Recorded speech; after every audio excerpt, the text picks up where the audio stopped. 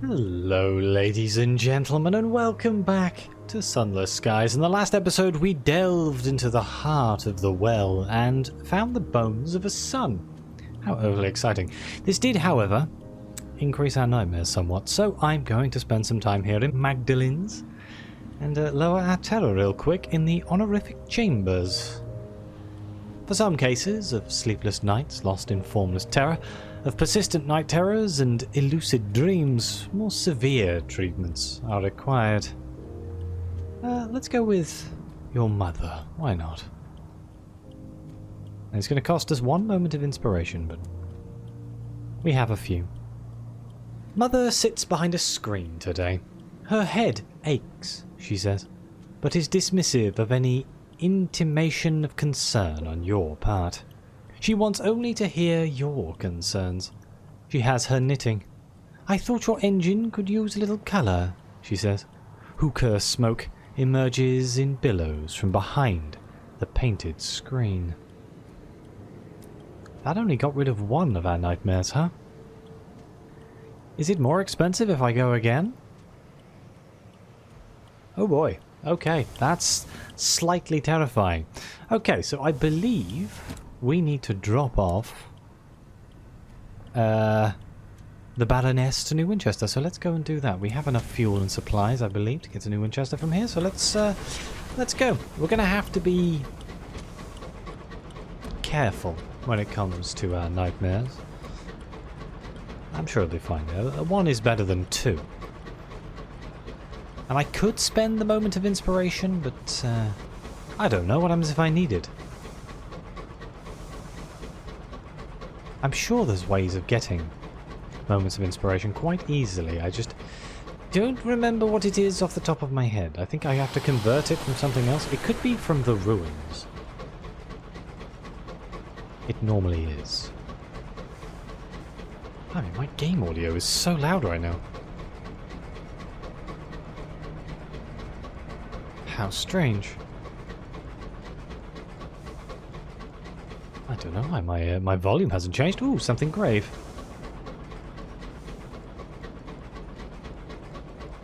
The Niagara. Let's mourn the dead. Let's keep that terror alive. For as long as we can. It's fine. Trading paint with a wreck, nothing to worry about. Honestly, at this point, it's standard operation.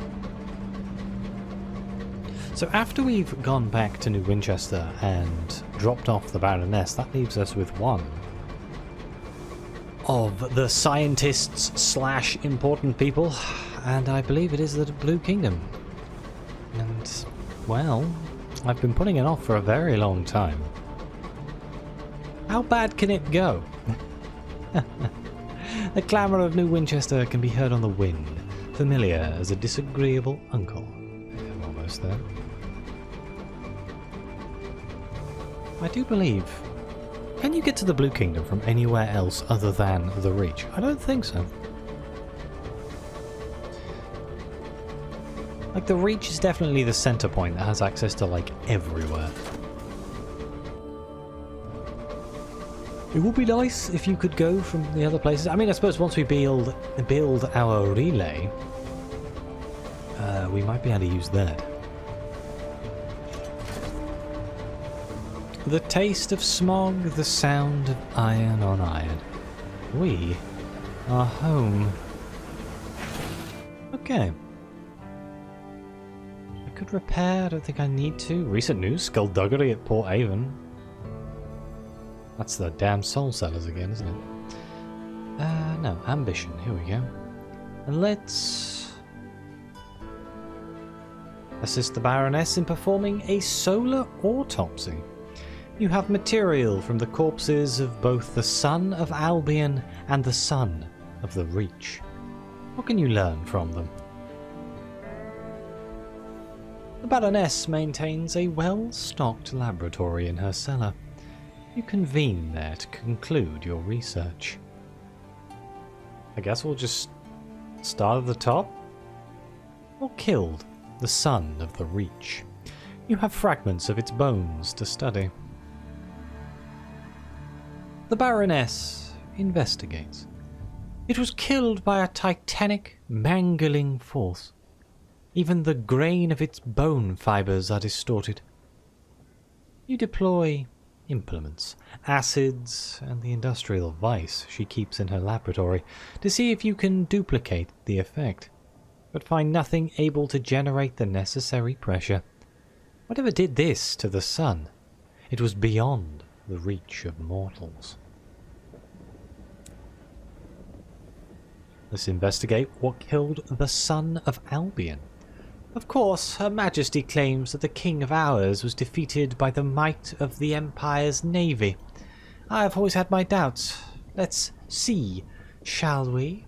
Now, we know from experience that this was an unclear bomb. Examining it through a microscope, it is immediately apparent that the son of Albion wasn't killed by munitions, but by poison. It has worked its way into every golden cell. The poison itself you cannot isolate or extract. It is as insubstantial as a thought. You examine it more closely. The patterns of its spread are regular, like the strokes of a pen. You point this out to the Baroness. Fascinating. If only we had more.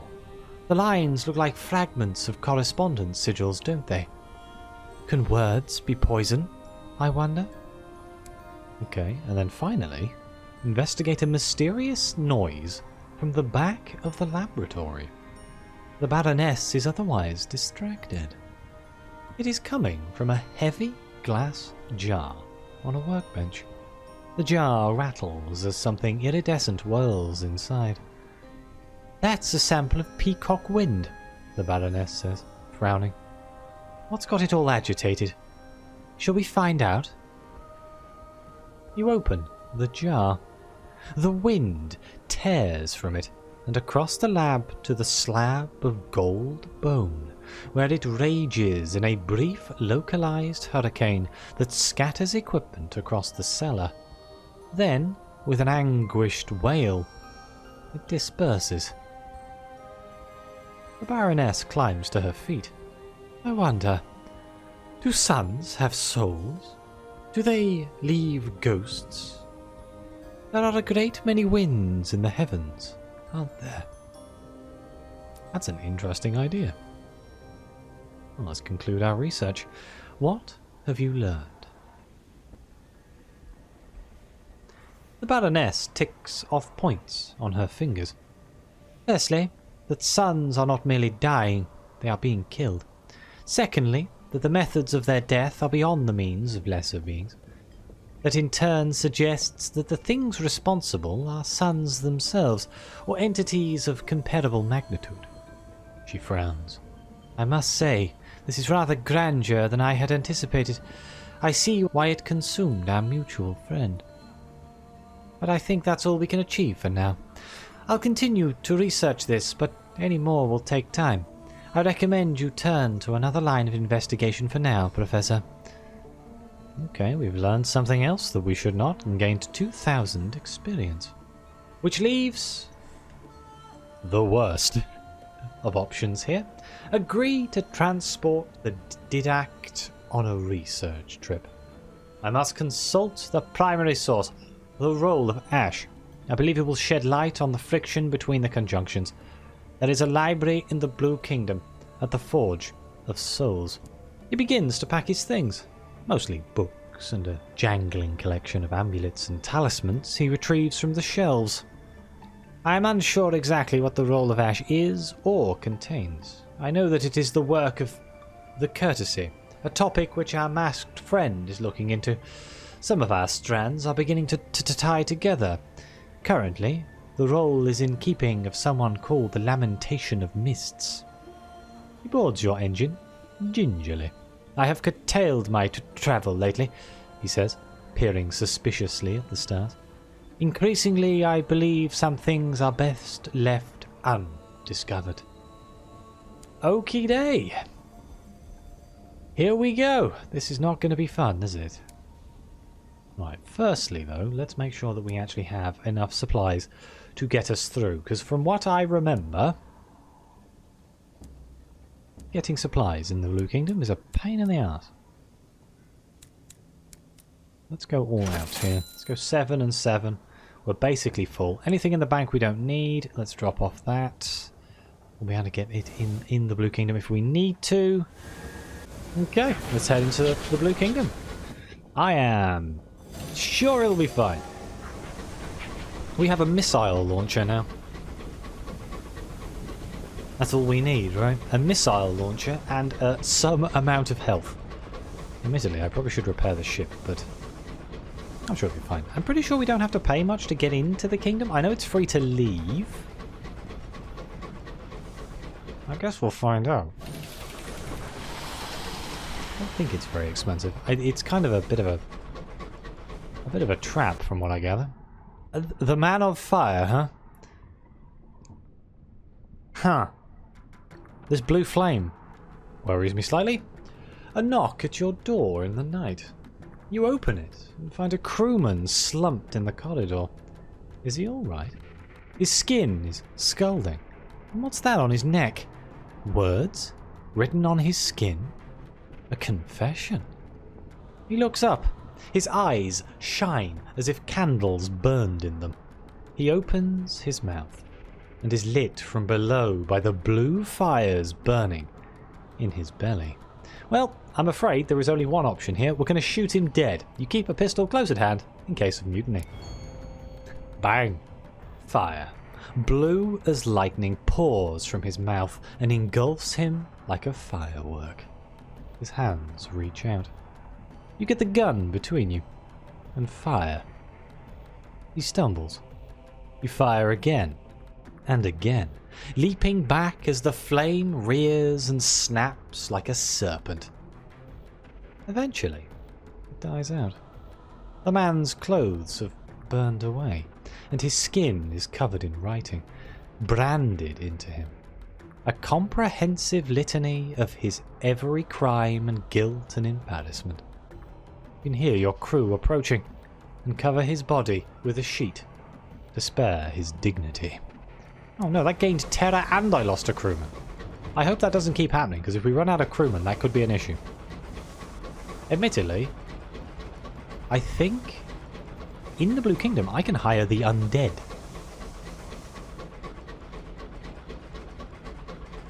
Which could be an issue. I know the undead crewmen don't eat supplies either. They eat, like, sugar or something, some sort of processed undead food.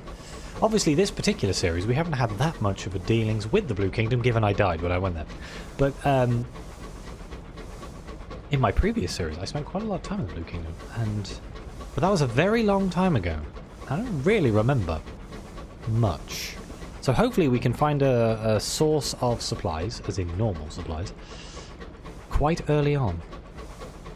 And we're going to have to watch out for the low guy, because we have no allegiance. A stone edifice, sibilant with sigils. Yes. Oh, it's going to cost me otherworldly artifact to go first. Class? Or 2 barrels of unseasoned airs. Well, I have 7, so these artifacts might have originated in the Blue Kingdom as part of its concord with London. The Relay's officials are obliged to accept them for passage into the kingdom. Lowers our terror. The official will not touch the artifact himself. Horrible thing. He presses a button. An underling scurries in to take it away in a brass box. The relay machinery grinds and stirs. The steam vents. The sigils of edifice burn with sullen fire. A force, like a great hand, seizes your engine. The passage is less pleasant than you had hoped. A crewman swears he saw something vast stirring in the sky's depths, and raves about a many-eyed burrower to any who will listen.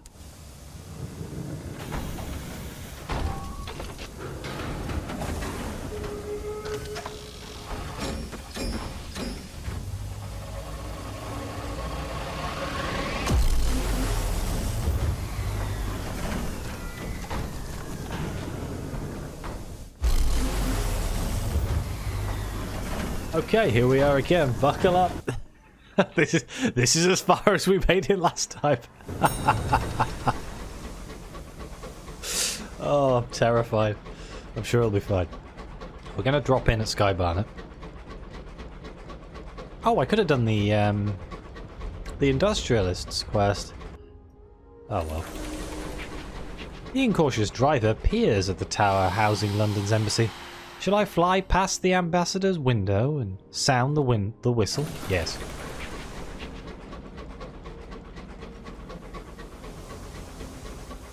Right, let's dock up. Treat everything like it's new, because it basically is. A constant stream of dead spirits enters the Blue Kingdom through the base of the tower. Once there was a manned toll gate, but the fees have become more complicated, and the toll window is closed now. Let's just go to the grand entrance. The entry hall runs through the toll tower, through gates that are never closed. The hall is full of passing spirits, few of them human. A masked warhorse, a masked dolphin swimming easily in the ghost of an ocean. A creature with 10-foot wings, which would certainly be more frightening if it showed its true face. No one speaks, and there are no footfalls, only a faint susurration like the drift of leaves. Let's get our bearings. There are stairs up and down, and less ordinary means of entry. A masked orangutan just descended the pole to the floor below. Alongside the grand entrance is the marketplace of litigators, for all who need companionship and guidance in their encounter with the Blue Kingdom. Downstairs, prominent devils live, and in the upper floor of the toll tower is the embassy of Albion. Okay.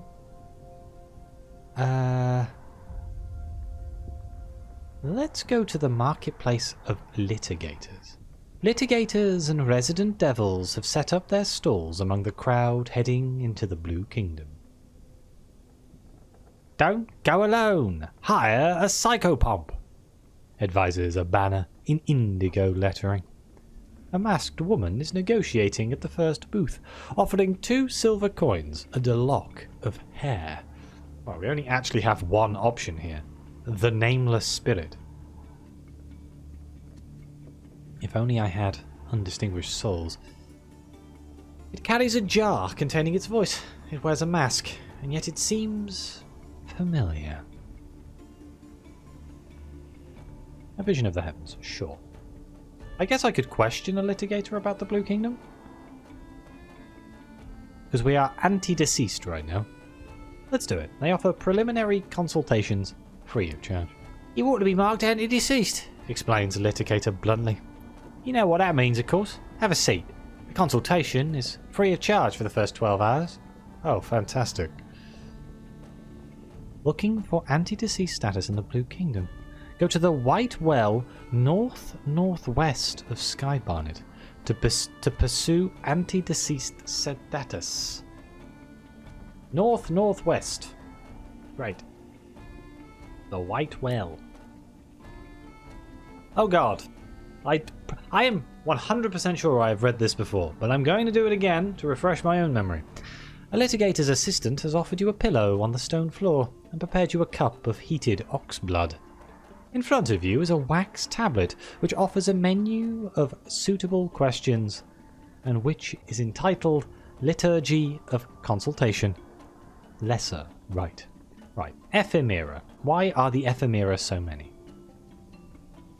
Ephemera are the many dead who have come to the Blue Kingdom to enter by death's door. They are ephemera only until they pass through, and then, but it is forbidden to speak of that higher mystery.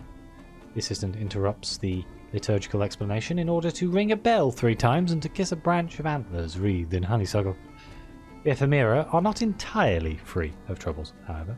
It may take time to proceed through death's door, and while they remain outside, they are harried by the gold logi in order to inspire them to better and wiser behaviour.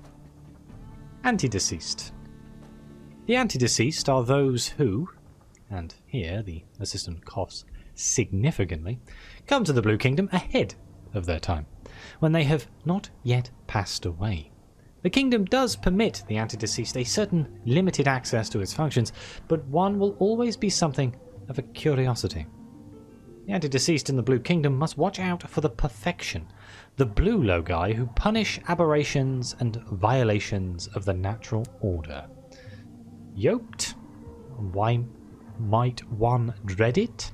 Yoked spirits are those bound to the service of the Blue Kingdom. They serve the logoi and its courts, carry objects and convey souls. Those who are yoked must guard against the red logoi, the proprietary, who protect the kingdom from its own servants and make sure that no one is overly seen or excessively heard. Invisible? Why is it the worst of all? Those who are invisible have not yet been processed by the Blue Kingdom. This is the worst of outcomes. Every one of the logoi is an enemy to the invisibles. Fantastic. What are the logoi, and how do they punish those of unsuitable status? The logoi are words spoken by the Sapphired King. They are decrees. They are statements about how the world should be. They are giant wheels of spinning fire. May I take some notes? This consultation provides ample matter for a port report. But the liturgy is repetitious, and you are soon embellishing it with stories of invented shades and ruined monuments to past empires. Okay. Nice. Did I actually hire the litigator? I didn't. Let's hire the Nameless Spirit. The Nameless Spirit's voice creaks out of its jar. "Thank you," it says. "I've always been an explorer." It is a deep voice, deeper than one should be able to fit into a container sized for pickles. As if to acknowledge the incredulity, the Nameless Spirit winks at you, but you have the sense it is also searching for something in your face, and it is not sure whether it has found the something. It'll assist you for a month before further payment is required. Fantastic. Let's go to the embassy. The top 3 floors of the tower belong to the Embassy of Albion. The visitor climbs 10 flights of amber stairs guarded by spirits and devils, and arrives in a modest-sized parlour decorated with a pink floral carpet and a painting of the Empress. The secretary of the embassy works in the neat half of the office. The disordered half is the domain of the cultural attaché. Well, we can seek an appointment with the ambassador. You'll have to convince the secretary that you have an appointment already. Of course we do. When you arrive, the ambassador is dressing a wound on her arm. "My predecessor was afraid to leave the Toll Tower," she remarks as you come in. "He hardly saw any of the Blue Kingdom. I'm determined not to duplicate his errors. But as you see, there are some costs to the more assertive approach." The cuts on her arm are clean and shallow. They look like characters in an unfamiliar alphabet. "An encounter with the logoi," she says. "And no, I don't know what it's supposed to mean. Sit. What do you want from me?" The ambassador is a tall, silver-haired woman. She is draped in medals and commendations, but none of these are recent. Piled in front of the ambassador is a stack of demands, all marked urgent, pertaining to payments due soon, past due, and in their final notice period. We can offer to help with her financial concern. There might be value in putting the ambassador in your debt. There is, the ambassador admits, a small matter. The embassy's place in the Toll Tower is leased by permission of the Blue Kingdom. "Observe the lease," she says, pushing a document across the table towards you. "It says that we are entitled to remain here for 3 viewings of the sun." The devils take this to refer to days by the calendar, but they are having fees levied against us. But I argue that I haven't seen the judgment of the Blue Kingdom, even once, so the lease is nowhere near complete. She watches expectantly to see whether you still want to be involved. Of course I do. Where might I begin in renegotiating the embassy's lease? She hasn't done it herself. Perhaps she knows where to start. The House of Days will have to give a ruling, the ambassador says. They do intake for humans at the Court of Apes. They've never allowed me further than that, but perhaps you will be more fortunate. Okay, need to visit the Court of Apes in the House of Days. Lovely. We can hand in our port report, right? The secretary has an intricate filing system. For each report, the secretary completes an intake form, noting the subject of the report, and a quality metric based on the number of objective details included. Maps and sketches add to the quality metric. Adverbs incur a penalty. Afterwards, she places each report in a labelled drawer and passes you a receipt and a sack of sovereigns. 2 minutes later, the cultural attaché is kneeling beside the drawer, scattering sheets on the floor around him. Oh, that's a fine detail. What rot. That'll need a great deal more colour. The secretary does not have sufficient status to complain, so she does not. Brilliant.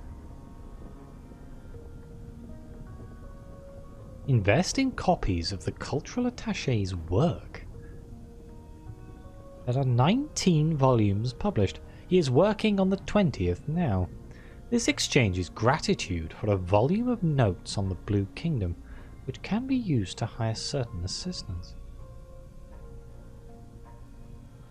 Interesting. Sure. It's not what I expected to do here, he admits. At first, I staged performances for the locals, gave poetry readings. Couldn't tell if they appreciated it at all. Have you ever given a reading to a circle of horse spirits? And even when you've got ex-humans listening, they put their jars of voices in the front row, and you couldn't say which voice went with whom. Now, these notes have had a very receptive audience back home. He takes out a volume and autographs the front page with a flourish. Oh, well, thank you very much for the autograph, my dear fellow. And I assume if I go to the litigators, I could have used these to, yes, hire a cowled loquacitor. Probably would have been better than the nameless spirit, but oh well. I think that's everything I can do here. I could take on crew. We are a little bit down. A handful of London engine crews linger at the makeshift station. Escapees from vessels crashed or stranded in the Blue Kingdom. I can only do this every 15 days. There is a chance some of them will be shades of the dead.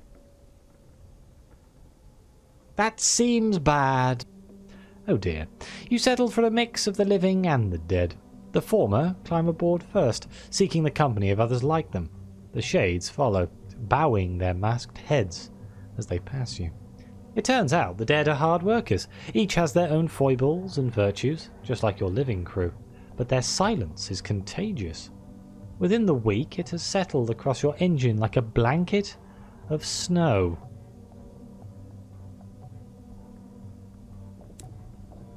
Well, I'm sure that's fine. Okay, so we've kind of come up to the end of the episode here. The House of Days is here, so I think what I'll do is I'll end this episode here, and we will explore the Blue Kingdom in the next episode. Hopefully we don't die. But I'm going to thank you all very much for being here. Please like, subscribe, let me know what you think. Your comments are greatly appreciated. Thank you again to the members of the channel and the coffee supporters. It really does mean the world to me. And as always, see you next time.